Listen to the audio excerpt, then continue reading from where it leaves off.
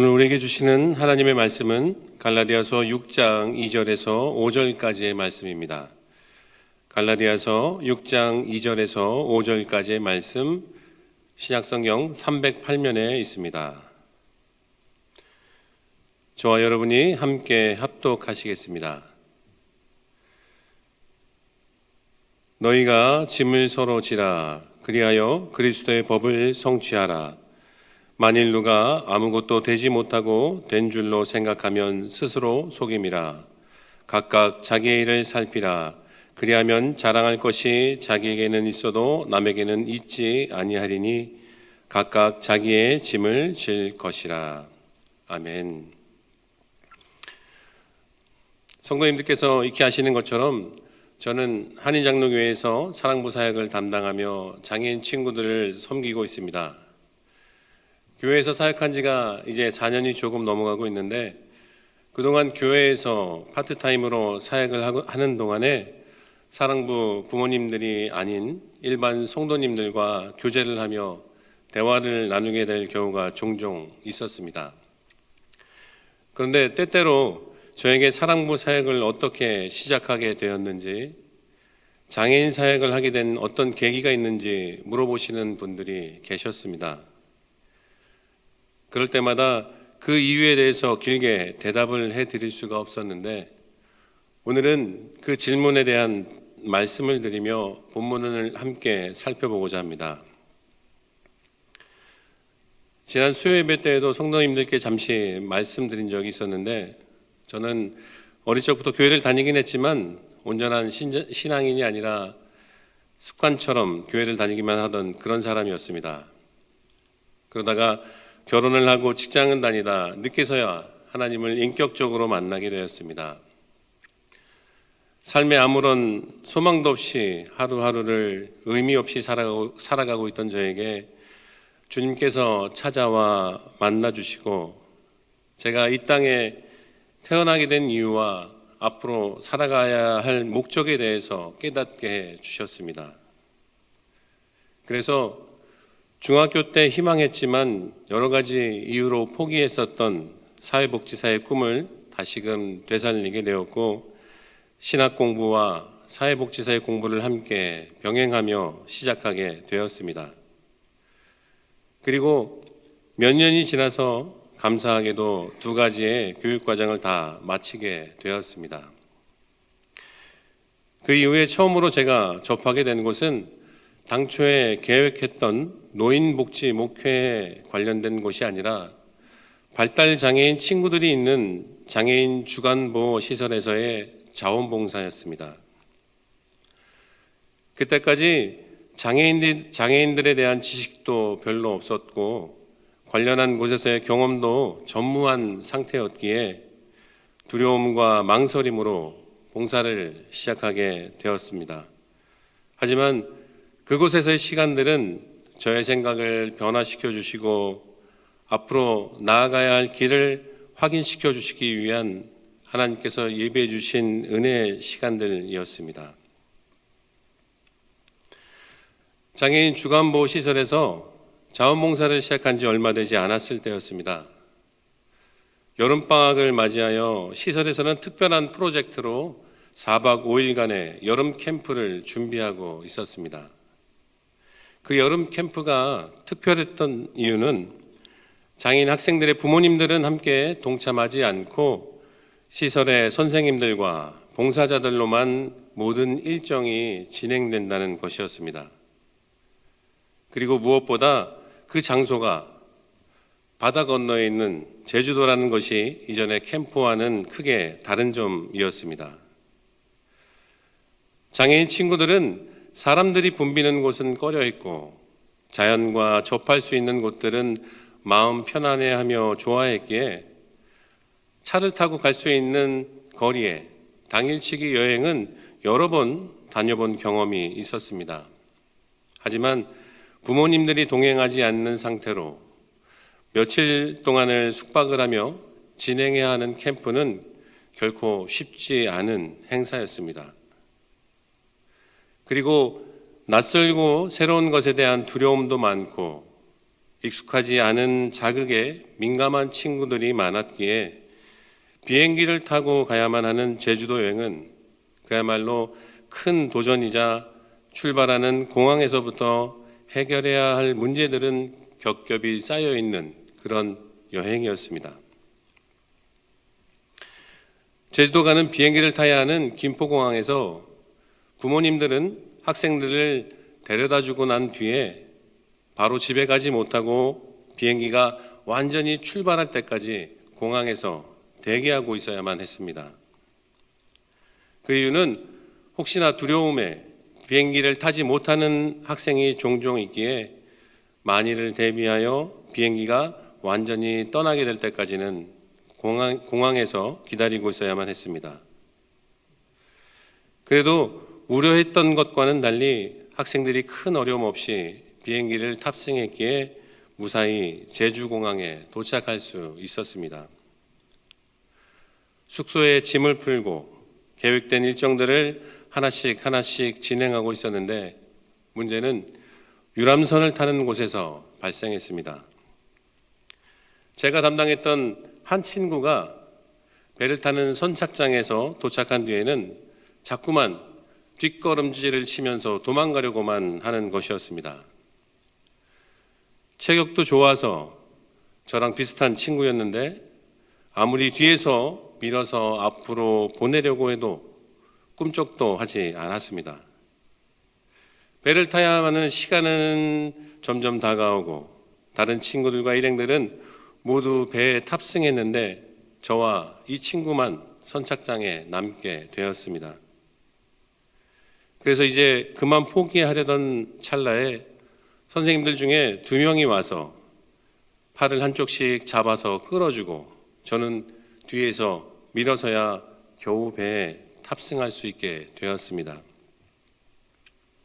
그동안 저희를 지켜보고 있던 다른 분들도 그제서야 안도의 한숨을 내쉬며 한 마음으로 좋아해 주었습니다.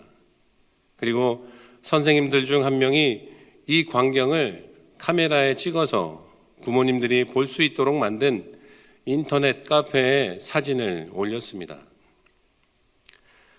배에서도 행여나 위험한 일이 생길까봐 노심초사 학생의 뒤만 쫓아다니다가 그날 하루 일정이 어떻게 지나갔는지도 모를 정도로 녹초가 되어 저녁에 숙소에 돌아왔습니다. 그 숙소에 돌아온 뒤에서야 조금 여유가 생겨서 인터넷 카페에 올라온 사진들을 하나씩 보고 있었습니다. 그런데 선착장에서 친구와 씨름하던 모습을 찍은 사진을 올려놓은 곳에 그 학생의 어머니께서 댓글을 달아 놓으셨습니다. 우리 아이가 태어나서 처음으로 비행기도 타보고 배도 타보게 되었습니다. 그동안 두려움에 시도조차 해보지 못했었는데 처음으로 새로운 경험을 할 수 있게 해주셔서 감사합니다. 사진으로만 봐도 너무 힘들었을 것 같은데 수고해 주신 분들께 감사를 드립니다. 라는 글이었습니다. 비록 인터넷상에서 문자로 기록된 글이었지만 저에게는 그 어머니의 환하게 웃는 모습이 오버랩되어 그 어머니의 음성으로 들려오는 것 같았습니다. 장애 학생을 배에 태우려고 애를 먹던 생각만 하면 참 힘들게만 느껴질 일이었을 텐데 그 어머니의 글을 보고 난 뒤에는 그것이 조금도 힘들게 느껴지지 않았습니다. 나의 수고로 인하여 누군가는 평생 처음 경험해보는 일을 할 수 있다는 것이 너무나 보람되고 감사한 일로 다가왔습니다. 누군가는 시도조차 해보지 못한 평생의 짐을 조금이나마 나누어진다는 것이 이렇게 큰 기쁨으로 다시 돌아오게 될 줄은 몰랐습니다. 그리고 그런 사랑의 수고를 할 수 있다면 그것이 평생 해야 할 일이어도 좋겠다는 소망이 생겼습니다. 장애인을 자녀로 둔 부모님들의 심정을 이해한다고 말씀드린다는 것은 결코 그와 같은 처지가 되어보지 않는 한 감히 말씀드릴 수 없는 일이라고 생각합니다. 하지만 그분들의 짐을 조금이나마 나누어 줄 수 있다면 그것만으로도 참 보람 있는 삶이 될 것이라는 생각이 되었습니다. 오늘 본문 말씀 2절에 보면 너희가 짐을 서로 지라 그리하여 그리스도의 법을 성취하라고 말씀하고 있습니다. 갈라디아서의 저자인 바울은 갈라디아 교인들에게 하나의 공동체로서 그들이 서로 협력하고 보완하는 사랑의 공동체를 이루어갈 것을 권면하고 있습니다. 오늘 본문에는 짐이라는 말이 2번 나오는데 2절의 짐과 5절의 짐은 원어적으로는 서로 다른 말입니다. 2절의 짐은 바로스로 혼자서는 해결할 수 없는 무거운 짐을 말하며 5절의 짐은 포르티온으로 혼자 운반할 수 있는 작은 짐을 말합니다. 우리는 살다 보면 혼자 감당할 수 없는 무거운 짐 때문에 고통 가운데 힘겨워하며 낭망할 때가 있습니다. 해결할 수 없는 죄의 문제로 고민하며 벗어날 수 없는 삶의 굴레 속에서 벗어나기 위하여 애쓰고 노력하지만 그것은 자신 혼자서 감당하기에는 너무나 벅찬 짐일 수 있습니다. 우리들은 가족 가운데 장애를 가지고 있는 사람이 있는 분들의 어려움과 아픔을 이해한다는 것은 결코 우리의 생각만으로는 할 수 없는 일입니다. 실제로 그 가족이 되어보지 않는 한 단지 미루어 짐작만 할 뿐입니다. 만약 주위에 그러한 분들을 실제로 만나보실 수가 없다면 한번 인터넷 기사를 검색해 보셔도 관련한 내용들은 쉽게 찾아보실 수 있을 겁니다. 한국 기사를 조금만 확인해 보시면 코로나 이후에 발달 장애인을 둔 가족들이 홀로 모든 양육을 짊어져야 하는 현실 속에서 주위에 아무런 도움을 받지 못한 나머지 결국에는 스스로 극단적인 선택을 하게 되는 일이 반복되고 있습니다. 그분들이 짊어진 삶의 무게는 버티며 힘쓰고 애쓰다가 결국에는 그 무게를 견디지 못하고 삶의 모든 것을 포기해버리고 말게 됩니다. 이런 이야기는 비단 장애인을 둔 가족의 이야기뿐만이 아닙니다. 우리 주위에도 혼자서 짊어져야만 하는 삶의 무게에 허덕이며 그 누구에게조차도 말하지 못하고 고통 가운데 신음하고 계신 분들이 많이 계십니다. 그분들의 짐을 나누어 져 주십시오.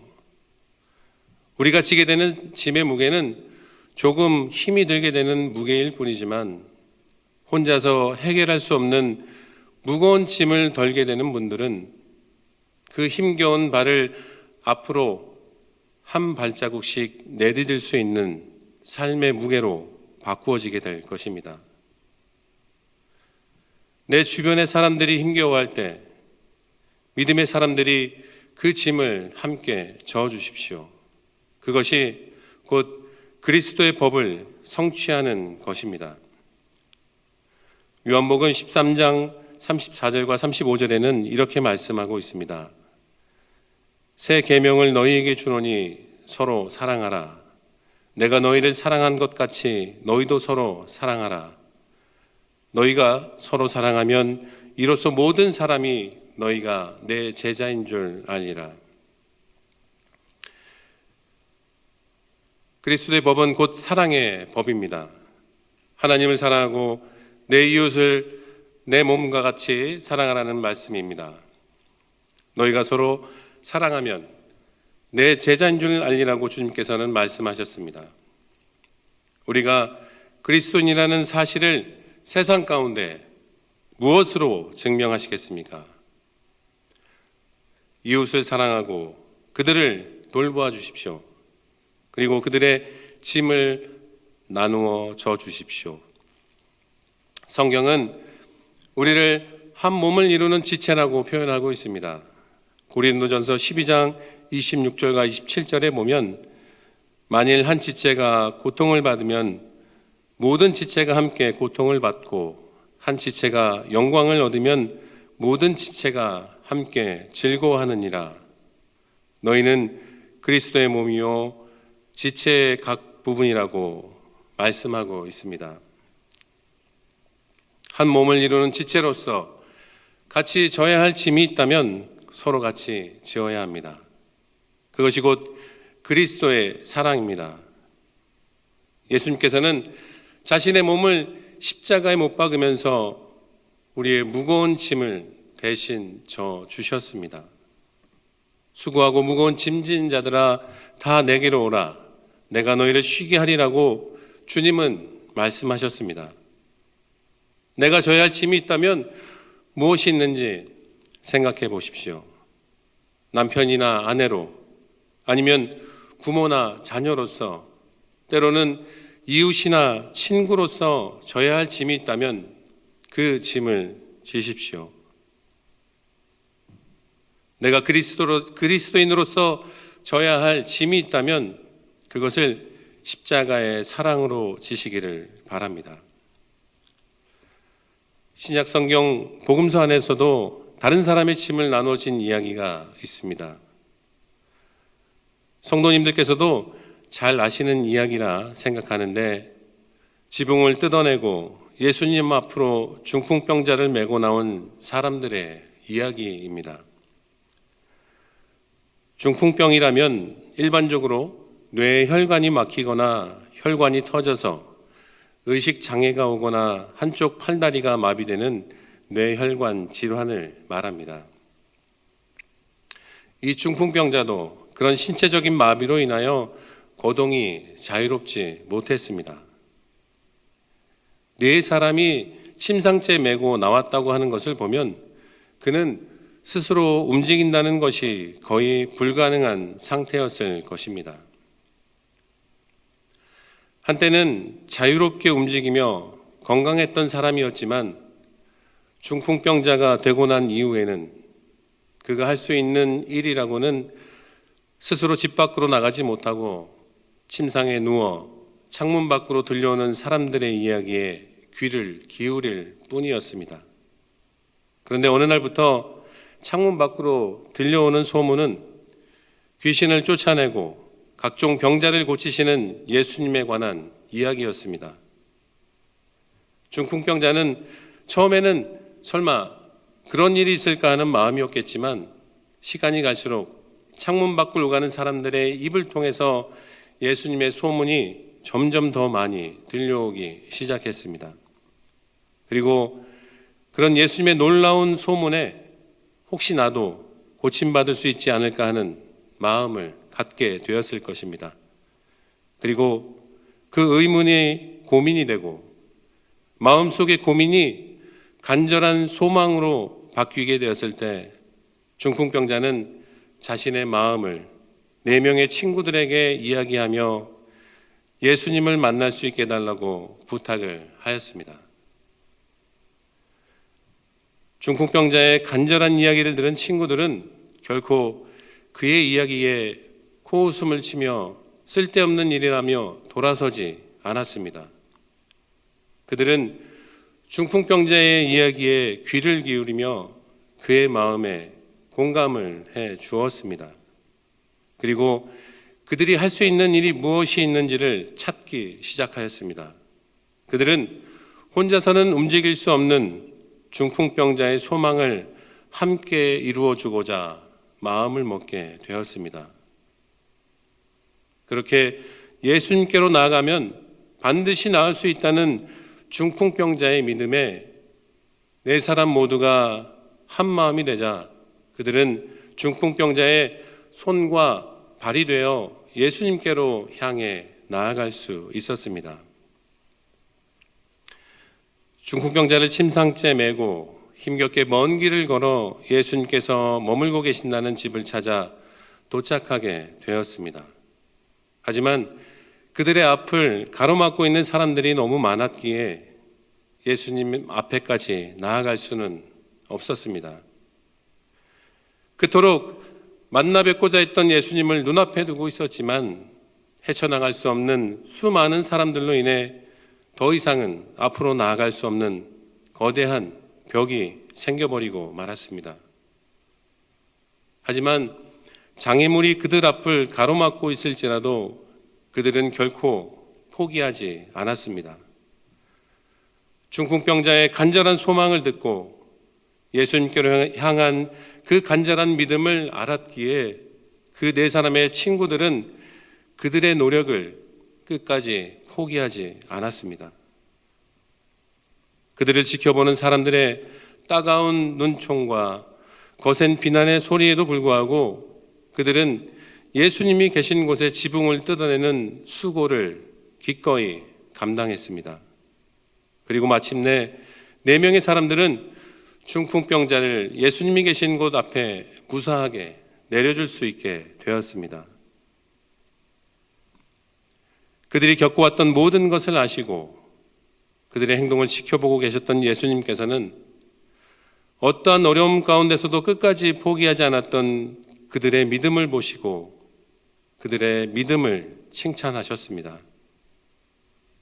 예수님께서는 간절한 믿음으로, 간절한 마음으로 병이 낫고자 했던 중풍병자의 믿음뿐만이 아니라 병자였던 친구의 간절한 소망에 귀 기울이며 어떤 어려움과 장애물이 있더라도 끝까지 포기하지 않았던 내 친구의 믿음을 보시고 예수님께서는 그들의 믿음을 함께 칭찬하셨습니다.